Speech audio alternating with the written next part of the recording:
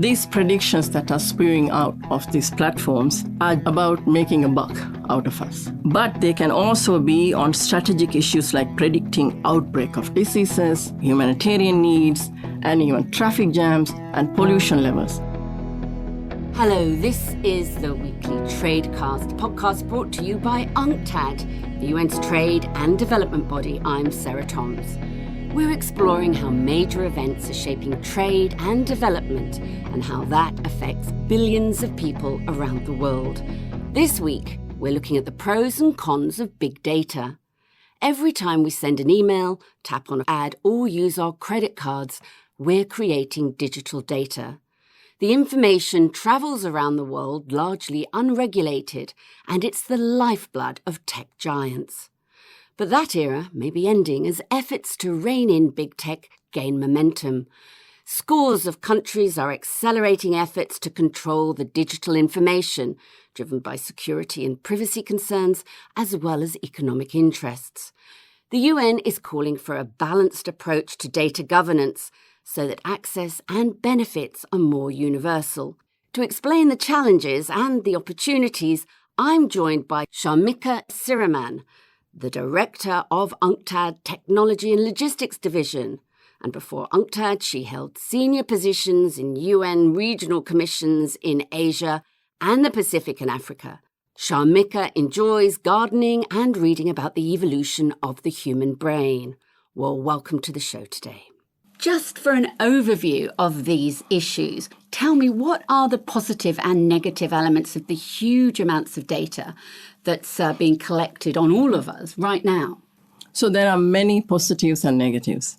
But let me give you one example of how data was used effectively and sometimes created issues during the COVID-19 pandemic. Now, the contact tracing applications and data analytics were put to good use by many countries to contain the pandemic, and that was good. On the flip side, however, these contact tracing apps presented challenges for privacy and data protection. There were concerns whether these data would be used for surveillance of populations or personal data would be captured by private platforms to make profits. So the data story has a good side and a bad side. So what we need to do is to maximize the good and minimize the bad.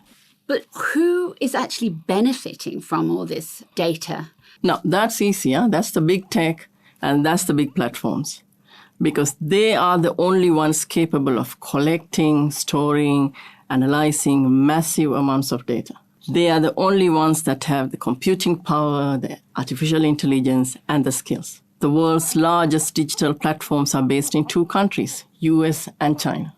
Right. And then you have the rest of the world. And the rest of the world, especially developing countries, are mere providers of raw data to these massive platforms. And then they have to buy back intelligence and predictions generated by these platforms. I see. So you're talking about development. Why is the data so important for development, and what impact does it have on these countries? We are moving towards an economy which is going to be increasingly more digital. And the data is at the heart. So as you said, every time we interact with the internet to send emails, to check social media, or buy stuff, we generate enormous amount of data. But the thing is, data is not just a private good. There's also a social element to this. Right. These predictions that are spewing out of these platforms are about making a buck out of us. But they can also be on strategic issues like predicting outbreak of diseases and predicting humanitarian needs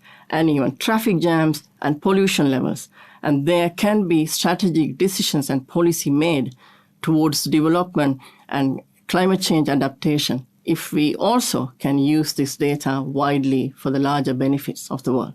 And that's not happening. So what can be done so that the data can work for everyone rather than the chosen few? As we say in the UN, we need a balanced global approach to data governance so that data will work for all and not just for the few. And this is important. So the world needs to come together and discuss and agree on data-related policies, principles, ethics, and so forth. And these issues run from really mundane sounding, but extremely important issues to very difficult issues such as the ethics. We need to agree on definitions of data. And it means different things to different people. And we need to strengthen the measuring of the digital economy.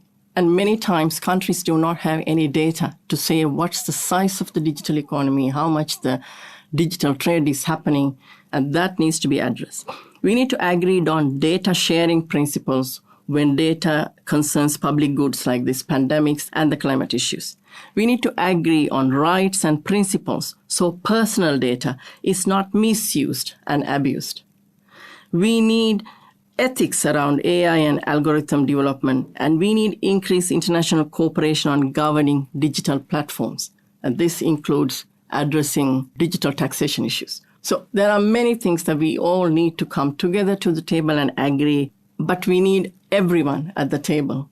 Right. Because many times when the digital discussions happen, developing countries are not at the table. These discussions happen among the developers of these technologies. But unfortunately, developing countries may not be in the frontier developing these technologies, but they will be at the receiving end of feeling the impact of this emerging data divide. So they need to be at the table. The platforms, private sector needs to be at the table because they need to be part of the solution.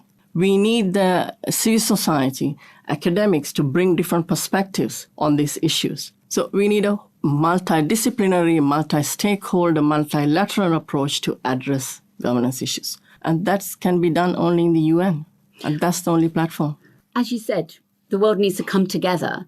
But who is going to rally the world around the global governance on data? And what is the UN actually proposing? Well, the United Nations is a body of member states. So it's the member states needs to come together and understand the importance of this issue and then begin a conversation among themselves. As technical bodies, as expert bodies, we are here to support these conversations. We are here to provide evidence-based analysis so that this conversation can move in the right direction. Our business here is to highlight the dangers of this emerging data divide, and that will create a massive development divide, and that will not be able to be bridged at any time soon. So this has to be a member states-driven process. The countries need to agree that the data governance approaches are necessary and the balanced approaches are necessary, and the data needs to be there for all and not just for few. Thank you so much to UNCTAD's Shamika Sirimanne for joining us today on the show. Tune in to the Weekly Tradecast next week and every week for more insights on the most pressing issues around the world of trade and development. And there's even more on our website, unctad.org. I'm Sarah Thoms in Geneva. Goodbye for now.